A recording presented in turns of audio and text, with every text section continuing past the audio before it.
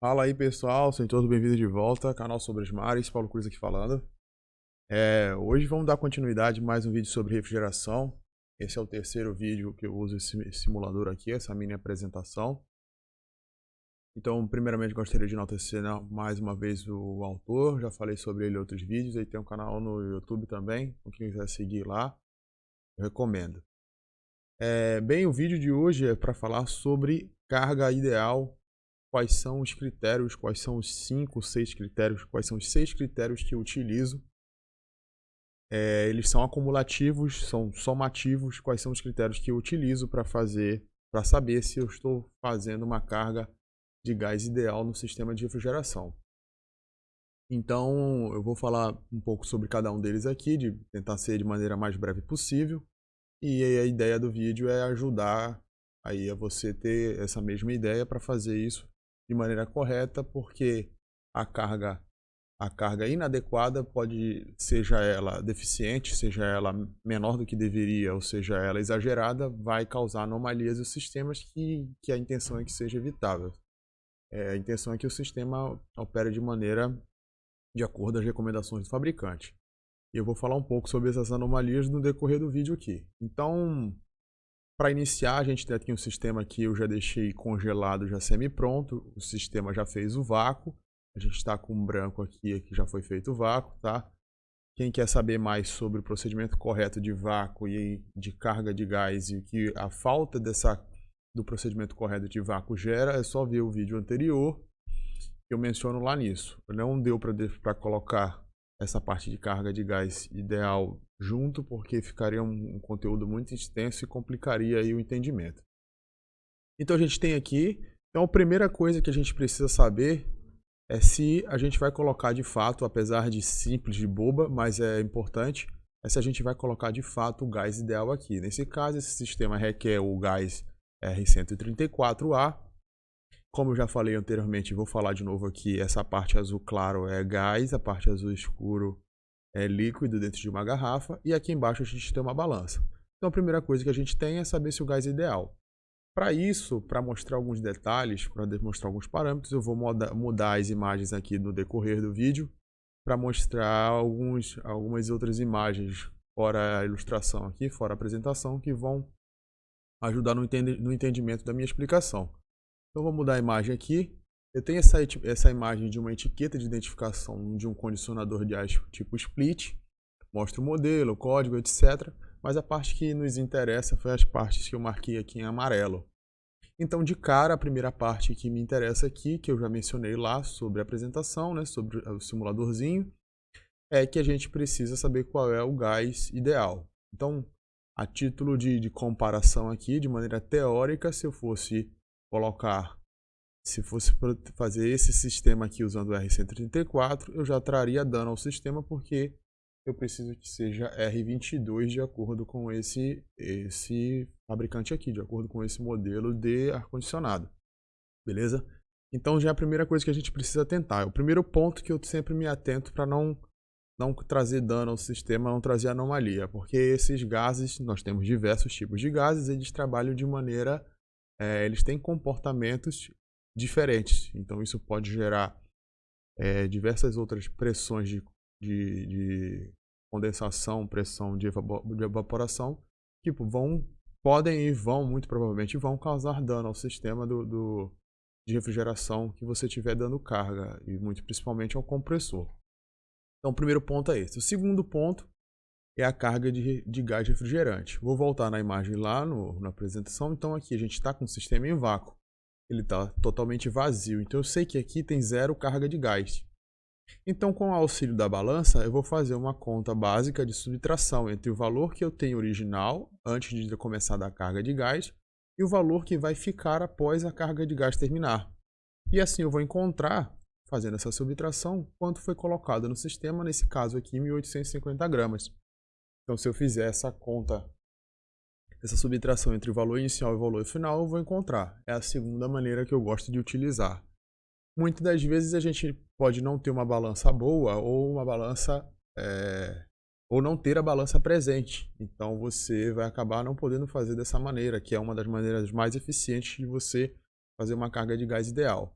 Sendo assim, ou mesmo que você tenha balança, eu gosto de sempre usar todas elas de maneira acumulativa, de maneira somativa, adicionar todos os métodos e parâmetros para que você certifique-se 100% de que você está fazendo uma carga de gás ideal. Então já fomos para o segundo, vamos para o terceiro. O terceiro aqui em amarelo é a projeção. Não, perdão, antes de falar sobre a projeção, quero falar antes de falar sobre as compressões aqui, eu quero falar sobre a garrafa. Como eu tinha mencionado aqui, a garrafa, a parte azul claro e a parte azul escuro é gás e líquido. Então, um parâmetro para você saber se você está fazendo de maneira adequada é você ter conhecimento disso. Porque, por exemplo, esse tubo de serviço aqui onde vai ser feito, nesse caso aqui, o sistema já está, você vai completar o sistema. Vou até dar o play aqui. Ele vai começar a abrir, ó, vai abrir a válvula de gás, vai fazer uma purga para evitar que você coloque umidade no sistema, né? Você faz a purga para a garrafa, o sistema está em vácuo, está sem umidade. Pronto, completei. Nesse caso especificamente aqui, você está completando todo o sistema novamente, o sistema estava em vácuo. Mas às vezes há necessidade de que você simplesmente só complete a carga de gás, porque houve uma pequena perda, você não vai fazer vácuo no sistema inteiro novamente. Você vai só completar. E aí, é possível nesse sistema e em sistemas maiores que esse compressor esteja em operação. É aí que vem o detalhe importante que eu gosto de sempre prestar bem atenção. Eu vou falar em vídeos mais futuros aí sobre sistemas de frigorífico, que são sistemas mais complexos, com mais componentes, e lá você tem alguns pontos onde você pode fazer a injeção direta de líquido aqui. E se esse for o caso, você tem duas opções. Ou você tem uma garrafa, vou mudar agora aqui para as imagens, ou você tem uma garrafa como essa aqui. Essa garrafa é da onde eu trabalho, eu tirei a foto da garrafa para mostrar para vocês o seguinte. É em inglês aqui, mas vocês vão entender. Tem duas setas aqui, ó, e duas setas aqui. Isso quer dizer que ele fala que para este lado, para esse terminal aqui, diz end up for vapor. Ou seja, você tem para o lado onde a garrafa está em pé, é exatamente igual à imagem da apresentação aqui, ó. A garrafa em pé, você vai ter o líquido azul claro, você vai ter vapor. Se você virar a garrafa de cabeça para baixo, vou dar um zoom aqui. Se você virar a garrafa de cabeça para baixo, o que vai acontecer é que o líquido que está aqui no fundo vai acabar indo para essa extremidade. E aí você vai puxar líquido. Qual é a importância de você saber disso? Porque caso você vire a garrafa de cabeça para baixo, mas esteja conectado à linha de sucção do compressor, e esse compressor esteja em operação porque você não está fazendo vácuo no sistema, você está só completando esse sistema, você corre o risco de causar um dano severo a esse compressor, porque ele vai comprimir líquido no lugar de gás. E por conta disso, a gente tem um efeito chamado de calço hidráulico, porque esse compressor é um compressor recíproco, é um compressor alternativo. Você vai gerar o calço hidráulico e vai acabar tendo a perda prematura aí desse compressor, desse equipamento. Legal? Uma outra coisa que eu quero mostrar para corroborar isso que eu estou querendo dizer aqui, ó, quando você tem um sistema mais complexo, essa aqui é a caixa da garrafa. Você vira a garrafa para baixo. Por quê? Porque a garrafa para baixo, você consegue colocar todos os gases, não é um único gás que tem dentro do sistema, é um composto de gases. O gás 404A ou outros gases, ele é um composto de gases. Então, quando você vira a garrafa de cabeça para baixo, você tem maior eficiência do sistema porque você consegue colocar todos os gases que eles estão evaporando em temperaturas diferentes. Por isso que numa garrafa em temperatura ambiente, você tem parte líquido e parte gás. Em temperatura ambiente, eles têm diferentes pontos de evaporação. Então, quando você vira ela de cabeça para baixo e insere líquido no sistema, você está colocando de fato todos os compostos do gás presente dentro dessa garrafa. Legal? Então vamos voltar para lá. Então a gente já sabe isso aqui também. E o outro detalhe, ainda falando sobre o detalhe, o último detalhe para falar sobre a garrafa, é que a gente pode ter essa garrafa aqui. Essa garrafa especificamente ela é de recovery, mas é para explicar, ela é para fazer o recolhimento de gás, para explicar que você pode ter uma garrafa como essa, onde você vai escolher se você quer o líquido ou o vapor, ou os gases. E isso vai ser através dessa conexão aqui, onde você atinge o fundo do tanque, você pega o líquido. Aqui você pegaria só o vapor e aqui você pega o líquido. Legal? Aí aqui uma garrafa de outro gás, mostrando essa mesma coisa, só para corroborar aí o entendimento sobre isso. Então temos aqui uma garrafa de R407C de 50 kg, uma garrafa bem maior, onde você tem essa válvula Y, que vai fazer a mesma coisa mostrada aqui nessa imagem. Você vai conseguir captar o fundo da garrafa, trazendo líquido para o sistema, visto que ela vai estar com uma pressão aqui interna. E aí você vai conseguir captar o fundo da garrafa, trazendo líquido para cima. Legal? Então essa era a última coisa que eu queria falar sobre posição da garrafa. Então nós já falamos sobre 3 aqui. Já falamos sobre o tipo de gás correto, você saber o tipo de gás, o peso da garrafa, e para isso você precisa ter uma balança, ó. Já baixou o peso aqui, ou seja, houve uma subtração entre o valor inicial e o valor final. Vou dar o play aqui, vamos ver se vai fechar, ó. Fechou a garrafa. O compressor entrou em operação, o sistema está fechado, ou seja, a gente teve uma redução aqui e essa foi a quantidade de carga ideal. Então já falamos sobre o peso da garrafa, é o outro método. Já falamos sobre a posição da garrafa agora, que é importante para evitar dano ao compressor. E agora nós vamos falar sobre, a imagem está congelada aqui, o outro método. Vamos voltar lá para a figura da etiqueta. Aqui. Então vamos voltar para a pressão de projeto. Então ele fala aqui na pressão de projeto aqui, a pressão de alta vai estar 2,6 MPa e a pressão de baixa a 1,0. Pressão de alta é a pressão de descarga aqui, é essa pressão do manômetro vermelho. E a pressão de baixa é essa pressão de sucção. Então eu vou dar o play aqui, você vai ver que o compressor vai entrar em operação e a pressão de sucção vai cair e a pressão de descarga aumentar. Deixa eu tentar dar um zoom aqui para tentar deixar isso mais... Ah, mas aí eu não consigo dar o play. Espera aí, deixa eu ver se assim. Ó, a pressão de sucção caindo e a pressão de descarga aumentando. O ciclo tá sendo feito lá, ó. Legal. Então consegui mostrar isso. Vamos voltar para cá. Vamos voltar para cá. E dar o play de novo. Ó, continua acontecendo. O ciclo está sendo feito aqui e as pressões estão variando. Isso é importante para quê? Vamos voltar para a imagem da etiqueta. Você consegue usar isso como um meio não tão eficiente, mas como base para você saber se as pressões de sucção e descarga, a pressão de alta e baixa, estão corretas. Se elas estiverem abaixo, se ambas estiverem abaixo disso, indica que você deu uma carga ineficiente. Você precisa fazer um complemento da carga de gás do sistema. Se elas estiverem acima disso, você está dando uma carga de gás excessiva. E aí você pode correr algum risco, alguma anomalia, que eu vou mencionar aqui. Caso nós não tivéssemos esse separador de líquido instalado aqui, aconteceria a mesma coisa que eu mencionei ainda agora. O líquido, vou dar o play aqui. O líquido vai passar para o sistema e vai chegar no compressor. Então uma carga excessiva de gás, esse sistema, eu faria com que o líquido chegasse aqui embaixo e fosse comprimido, causando o efeito do indesejado do calço hidráulico lá no compressor alternativo. Então nós teríamos esse problema aí. Então nós já falamos aí sobre as pressões, que as pressões ideais é um outro método de você saber se essa carga de gás é ideal. O outro método é a corrente, que eu vou falar agora. Então, para esse sistema aqui, normalmente nós não temos como medir a corrente de uma maneira tão fácil.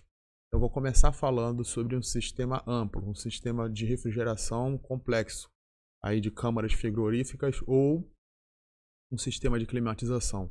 Nesses casos, você teria no compressor instalado esse medidor aqui de corrente, um amperímetro. E aí você saberia, através da etiqueta, a etiqueta do fabricante, que a corrente nominal aqui, ó, nesse caso especificamente, ele tem resfriamento e aquecimento. Então eu marquei em amarelo corrente nominal e resfriamento. Então ele diz que é 11,5. Se você tiver com valor, se você estiver encontrando aqui um valor superior a esse, quer dizer que o sistema está operando com uma carga excessiva de gás. Se você tiver um valor inferior, talvez seja uma pressão de projeto. Não quer dizer que a corrente nominal tenha que ser exatamente esse valor. Você vai usar ele só como uma base. Como eu falei, todos esses parâmetros são acumulativos.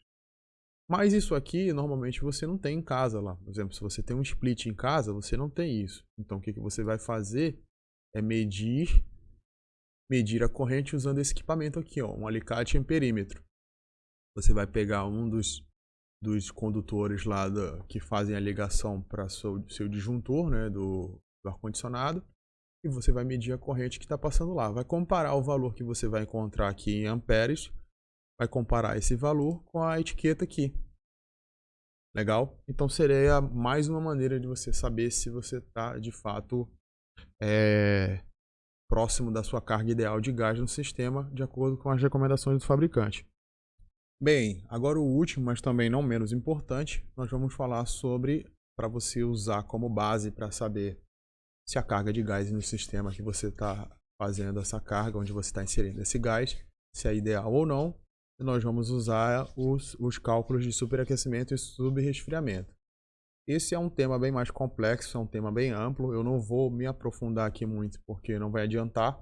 É só para você saber que existe e atentar para sua curiosidade, para descobrir, para ir atrás aí. Tem muito conteúdo bom no YouTube sobre isso. E para isso eu vou usar aqui o guia técnico que eu encontrei da Agri e também vou usar uma outra apresentação que eu tenho com relação a esse sistema. Então vamos primeiro aqui, vamos voltar aqui só um minuto. Estou com esse guia técnico aqui dessa fabricante aqui, da Agri, né? E aí ele mostra aqui, tem todos os procedimentos, vamos descer um pouco a tela. Aí ele mostra a etiqueta de identificação. Um detalhe importante que eu encontrei aqui nessa etiqueta de identificação, que diferente daquela que eu mostrei para vocês, aqui a gente não tem as pressões de sucção e descarga, a pressão de alta e baixa.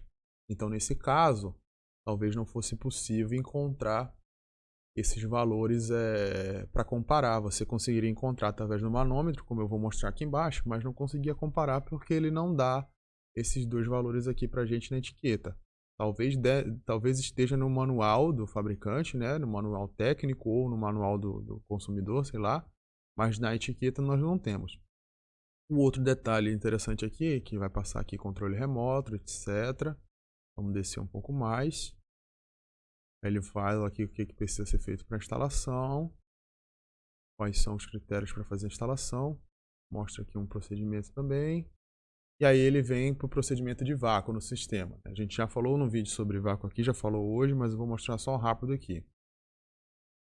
Para você fazer o vácuo no sistema, você usa o vacômetro eletrônico, faz a conexão dos manifolds aqui, usa a bombinha de vácuo, fala quantos microns se deveria chegar e por quê. Depois ele mostra aqui o diagrama para como você fazer o vácuo no sistema e por que chegar, ó, chegar a 250 micrômetros de mercúrio, etc. Beleza, a gente já falou sobre vácuo, não vamos focar nisso. E aí o importante aqui é que ele fala sobre a adição da carga de gás. Então ele faz um cálculo aqui de acordo com a capacidade, quanto seria em gramas. E aí você chegaria a um peso, né? A massa ideal para você fazer a carga lá. Mas também já está mencionado na etiqueta lá em cima. Na etiqueta tem. Não tem pressão e sucção, não tem as pressões de alta e baixa, sucção e descarga, mas a gente tem o peso de quanto vai ser colocado através da balança. Mas ele também menciona aqui para você se certificar disso, usar o cálculo de superaquecimento e o cálculo de subresfriamento. Ele enfatiza bem mais aqui o cálculo de superaquecimento, mas eu vou mostrar depois na apresentação que nós temos dois cálculos para achar esses valores. Então a finalidade é usar o superaquecimento, a quantidade de carga de gás para balanceamento do sistema. Então seria o último e bem eficiente, mas bem mais complexo, maneira de saber se essa carga de gás é eficiente no sistema. E aí a gente precisa do conjunto manifold, precisa do termômetro de contato eletrônico, o termômetro penta, que eu já falei, E aí ele mostra quais são os cálculos aqui e o procedimento. Então você faz as conexões, coloca numa distância ideal, coloca para avaliar a sucção, pressão de sucção e descarga e usa o termômetro Penta para achar qual foi o valor ideal adequado. Faz o cálculo, faz a comparação com pressão e temperatura de saturação do gás usado. Nesse caso aqui eu acho que é o 410. E aí você vai saber se o rendimento do sistema, o 410, se o rendimento do sistema está adequado à carga de gás que você colocou, se ela foi ideal ou não. Então ele mostra aqui também um teste de rendimento no evaporador. Você faz também aqui, ó, encontra através do termômetro Penta. E é isso aí. Então esse guia técnico aqui explica bem isso, mas eu vou usar essa apresentação aqui que eu tenho de um outro fabricante que menciona de maneira, apesar de ser para um sistema de R134 e também ser um sistema mais complexo, que é um sistema de refrigeração, mas só para você ter uma ideia do que eu estou querendo falar sobre superaquecimento e subresfriamento. Então a gente tem a garrafa aqui, nossa garrafinha, tem todo o sistema. Aqui não temos mais o tubo capilar, no caso temos uma TXV, que significa Thermal Expansion Valve, é uma válvula de expansão. E aí ele achou aqui o valor de 15, então está dentro da tabela no normal. Eu vou simular aqui, caso você estivesse fazendo uma carga excessiva ou uma carga deficiente de gás, e ele vai alterar o sistema, ele vai mudar a cor, ele vai mudar as características, a anomalia. Aqui seria a instalação do termômetro Penta, né? Onde você vai fazer a avaliação, próxima linha de sucção do compressor.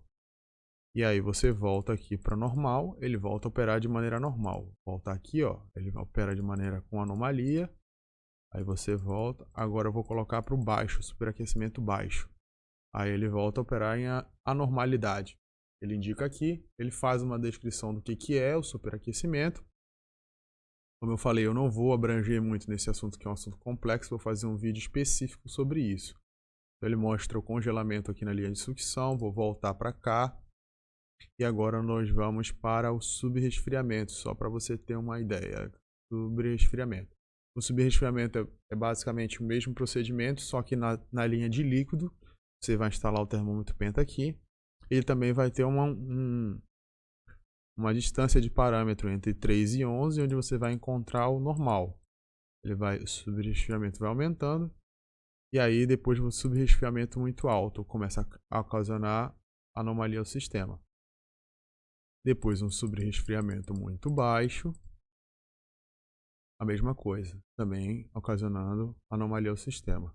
Então essa é a última e também muito eficiente, mas complexa maneira de saber se você tem uma carga de gás ideal no sistema. Ela não só, esse método, ele é tão interessante que ele não só é necessário para você saber a carga de gás ideal, ele é para saber também se os componentes do sistema estão operando de maneira correta. Essa válvula, por exemplo, poderia dar uma indicação aqui que se estivesse faltando gás ou excesso de gás, mas na verdade não ter esse excesso. Você faz os dois cálculos de superaquecimento e subresfriamento e aí descobre se é gás ou não. Porque se eles divergirem, isso aí indica a você que a causa não é uma falta ou excesso de gás, é um outro componente do sistema.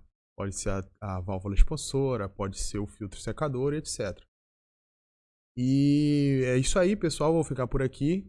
Espero que vocês tenham gostado. Quem gostou aí, comenta, compartilha, deixa um like. No próximo vídeo eu vou usar esse simulador aqui para falar sobre o sistema de refrigeração. Vou mostrar para vocês aqui o ciclo de refrigeração básico, só que agora com componentes voltados para um sistema mais intermediário, um sistema frigorífico. Então espero que vocês tenham gostado e até um próximo vídeo. Valeu!